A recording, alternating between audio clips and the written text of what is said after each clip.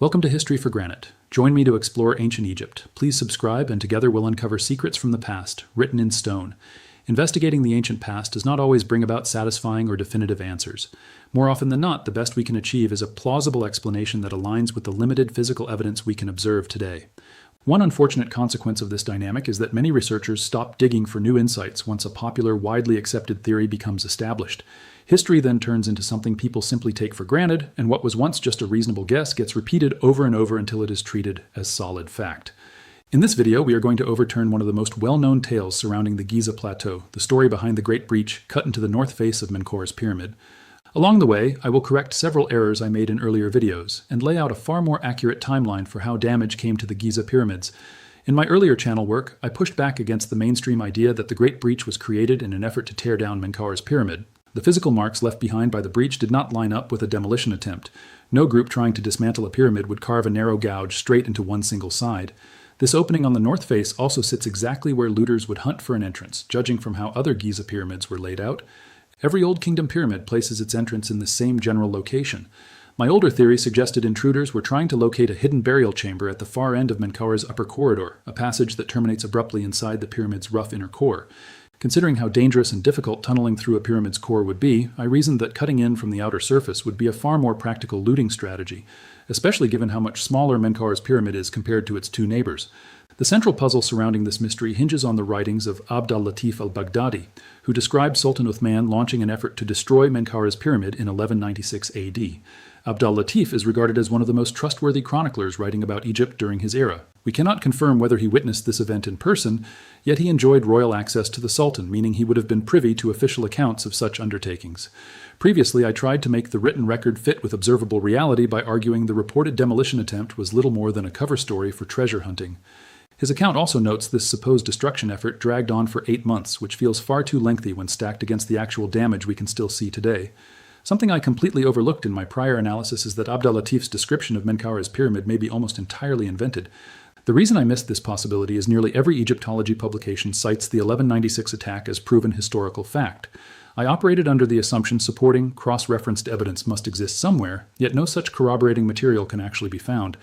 The only real link is that Menkaure's pyramid bears a large gash on one face, and al-Latif's text mentions only one side sustained harm during the demolition work. After I released my video covering this subject years ago, other researchers put forward alternative theories. Many of them argue most of the Great Breach was the result of treasure hunting activity happening much closer to the end of the 18th century. The YouTube channel Wallace's Mysteries of Antiquity produced several videos exploring this angle, and independent researcher Lawrence Van Vliet contributed valuable source material and analysis on the topic. I recommend both creators. They do excellent investigative work focused on ancient Egypt. Wallace and Van Vliet pointed out an important detail. European travelers visiting Giza across the 15th, 16th, and 17th centuries never mentioned the Great Breach at all, even though many left detailed written descriptions of Menkaure's pyramid. This gap in surviving records was hard to account for, and I still could not settle on a better explanation for the scarring. Explorers who arrived with the French occupation in 1798 were told by local Egyptian residents that Murad Bey was responsible for carving out the Great Breach. Jacques Grobert, serving with the French expedition, documented the Great Breach as an excavation roughly 10 feet deep and produced a distant sketch of it. Wallace presented this as proof the breach was significantly smaller back in 1798. He raised the possibility that later ruler Osman Bey inflicted most of the visible damage, an idea originally floated by John Perring back in 1839. It is worth noting Perring may well have been referencing al-Latif's text, which had recently been translated into French. Uthman and Osman are interchangeable versions of the same given name, and Bey functions as a governing title. This is where the research grows surprisingly tangled, and I want to share just how confusing working through these old sources can become. If solving this mystery was as simple as reading ancient travel logs and finding one author with the correct answer, this puzzle would have been resolved a very long time ago. Unfortunately, most visitors only spend a single day touring the pyramids, and every observer brings their own unique perspective when describing what they see. Take casing stones as one example. Some travelers label granite casing basalt, others call it marble. Multiple visitors misidentify limestone as marble, and a few even mistake casing masonry for cement. Some people report smooth casing stones can be climbed, while others insist climbing them is impossible. Accounts conflict over whether Khafre's stripped-back pyramid can be scaled, with differing judgments even for different sections of the same structure. Since countless travelers climbed the Great Pyramid, how climbable something felt often became the main descriptive note left behind for the other two pyramids. Very few explorers prior to the 1798 French occupation understood all three Giza pyramids were once covered in polished outer casing stones, even when two of them still retained most of that outer layer. Early visitors were predisposed to view the Great Pyramid as the largest and most magnificent monument, and some even thought its rough exposed core was intentional stepped decorative work more attractive than the nearby pyramids still finished with smooth casing. When turning handwritten travel journals into printed books, certain authors copied passages straight out of earlier publications without crediting their sources. Others failed to separate stories they heard from local guides from their own first-hand observations. Some surviving travel narratives are outright plagiarized from other volumes. In a few instances, the listed author may not have even existed. Many of these travel accounts were never printed in English and require translation, and key details shift between different editions or translated reprints. I will not even get into the headaches caused by optical character recognition struggling with old German typefaces. Untangling the facts feels a lot like playing the board game Clue. No single witness gives you a complete, straightforward account. You have to piece together what each observer knew and how they came to know it by cross-checking every available source. Written words can easily be misread or misinterpreted, and even old drawings need careful scrutiny to separate accurate observation from artistic license. Going back to Wallace's breakdown of Grobert's drawing and written description of the Great Breach from 1798, I do not believe Grobert saw a far smaller breach than what exists today. The cut would fill rapidly with windblown sand and rubble, as clearer illustrations created in the 1830s plainly demonstrate. Grobert had no way to dig down inside the breach, so he could only guess its depth judging from the exposed upper edge. He had no sense of how much debris had accumulated inside, and no reason to suspect just how deep that gash truly ran. The illustration Wallace referenced came from a low-resolution digital scan, which made fine details difficult to examine. A full-resolution copy shows wavy cross-hatched shading beneath the breach's upper opening, which I interpret as accumulated sand. If only that dark triangular section had sustained damage on Menkaure's pyramid, sand would not pile up there any more than on other faces. If that area remained intact, sand and rubble would slide off the pyramid surface the same way it does everywhere else. Debris heaps gathered at the pyramid's base are clearly visible on its western face. Grobert was witnessing essentially the same damage John Perring documented in 1837, with sand filling most of the breach cavity. There are other examples showing how carefully Giza's old illustrations must be analyzed to avoid drawing wrong conclusions. George Sandys journeyed to Giza in 1611 and published an accompanying drawing 4 years later. This was before Khafre's pyramid lost its outer casing stones, yet his sketch renders the pyramid's summit with somewhat messy detailing. Combine that with low-quality reprints of the artwork, and minor ink smudges gradually came to resemble the appearance of Khafre's pyramid after its casing was stripped away. The summit takes on a distinctly altered look. The sketch featured on the cover of an official Egyptology reprint of Sandys' book amplifies this visual illusion. At this point, you may reasonably ask whether we can be certain the casing stones were removed after George Sandys' 1611 visit. Sandys' own writing settles this question. He describes the pyramid as smooth on the outside and impossible to enter. Later visitors also recorded distinct observations about the casing stones, allowing us to cross-verify his testimony. Corneille le Bruyn visited Giza in 1681, by which point casing stones had already been looted from Khafre's pyramid. His original sketch includes a faint dividing line separating surviving summit casing from the stripped stonework lower down. Later reprinted versions of his drawing erase that subtle detail, obscuring how the monument originally looked in his sketch. It almost feels as if historical records conspire to confuse us about exactly when Khafre's outer casing was stolen. With that context laid out, I want to address mistakes I made in my earlier video covering this topic.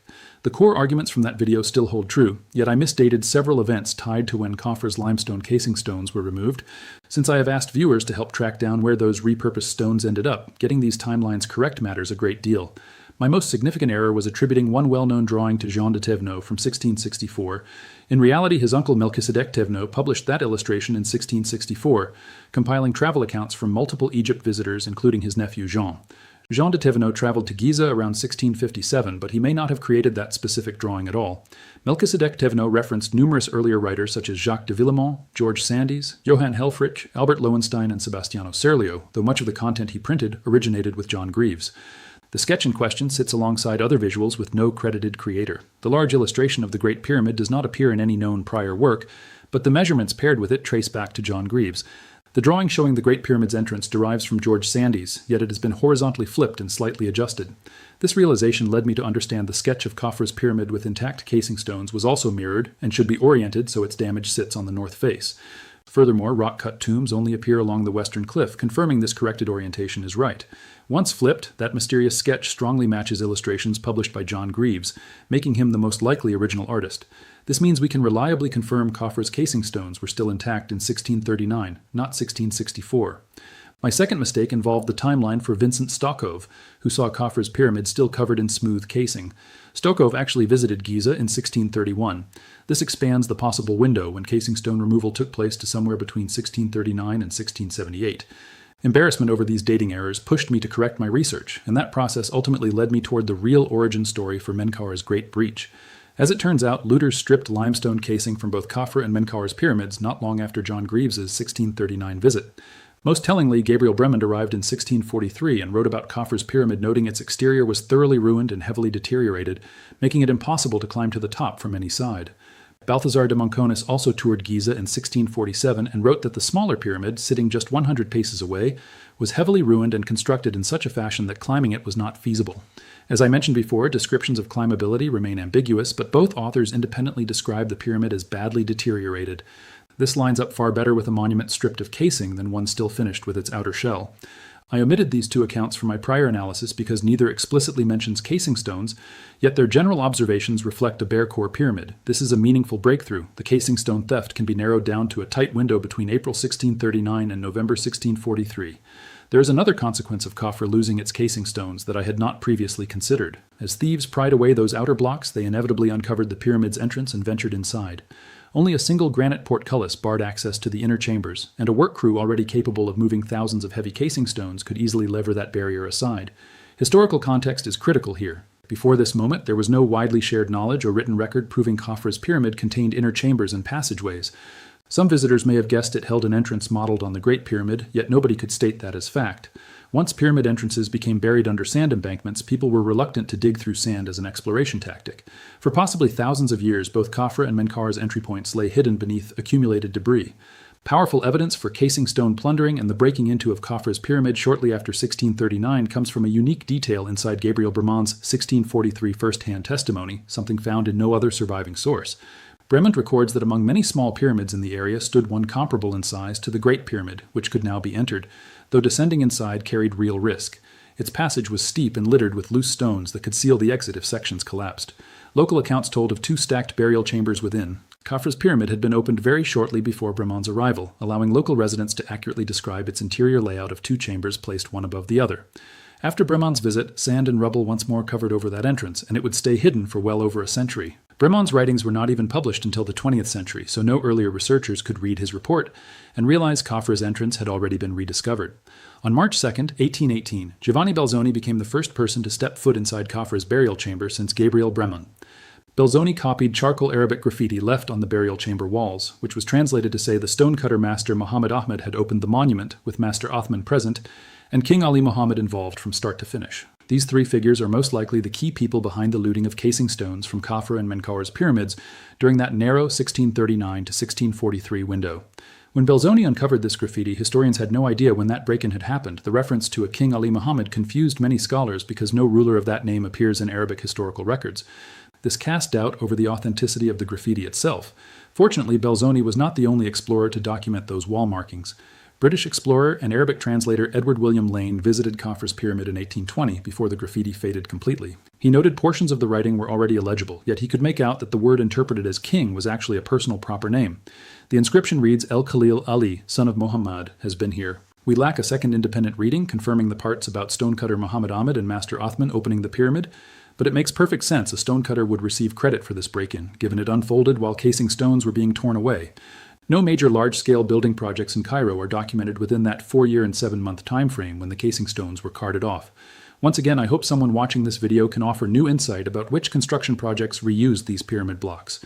Correcting these earlier mistakes felt rewarding, but even more satisfying was recognizing the story of Khafre's forced entry also explains the Great Breach on Menkaure's pyramid. Our key clues come from Pierre Belon in 1547 and John Greaves in 1639. Both men closely examined Menkaure's pyramid and left accounts indicating the Great Breach simply did not exist yet. Belon's testimony carries the greatest weight, and carefully translating his exact wording proves essential. The 1553 French edition of his work states the third pyramid is considerably smaller than the other 2 and remains intact, showing no marks of destruction. The 1589 Latin edition conveys exactly the same meaning. That is a very clear observation. If the massive Great Breach had existed at the time, Belon could not possibly have missed such obvious ruin. John Greaves actively pushed back against some of Belon's descriptions because by 1639 Menkaure's granite casing stones had already been stolen, leaving only upper-level Tura limestone exposed. Greaves even searched for the inscription linking the pyramid to Menkaure, first mentioned by Herodotus. He would certainly have spotted a huge breach if it existed. Greaves could have chosen not to mention it, yet pointing out that scarring would have given him another way to argue Belon's description was wrong. Instead, Belon's observation held accurate, and Greaves could not fathom that granite casing had been looted so recently. So we have solid evidence the Great Breach almost certainly did not exist in 1547 and was very likely absent in 1639, yet we have no written mention of it until 1798. I did locate a painting by Luigi Mayer from his 1792 visit that depicts the Great Breach looking identical to how it appears today. This further supports my conclusion that Jacques Grobert was not looking at a far smaller breach back in 1798. Only one reasonable reading fits all this evidence. Belon and Greaves never saw the Great Breach because it was carved out between 1639 and 1643. During the exact same period, thieves removed Tura limestone casing stones. Let's recap the physical evidence we have assembled. As noted earlier, Menkaure's granite casing stones were stolen prior to its Tura limestone outer layer. That looting most likely unfolded between Jacques de Villemont's 1589 visit and George Sandy's arrival in 1611. The thieves who took those granite blocks almost certainly never located Menkaure's pyramid entrance. Casing stones surrounding the entry point stayed in place, and the entrance itself was buried, protecting those blocks from being carted away. Edward William Lane documented Menkaure's entrance in 1820, decades before Howard Weiss officially uncovered it in 1837. Lane wrote that tumbled-down stone blocks formed a substantial pile sitting higher than where you would logically expect the entrance to lie. Immediately above that rubble heap, 2 layers of granite casing remained in excellent condition, and he suspected all lower tiers retained their granite facing. Removing those granite blocks would undoubtedly expose the entrance, yet doing so would first require clearing that enormous rubble pile, an enormous labor-intensive task. Lane used a camera lucida instrument to produce highly precise drawings, and his 1820 sketch clearly shows Menkaure's entrance completely blocked by granite blocks torn loose from higher up on the pyramid. Therefore, the limestone casing thieves could never have spotted Menkaure's actual entrance. Getting to it would have required clearing away those large granite blocks displaced in earlier looting work.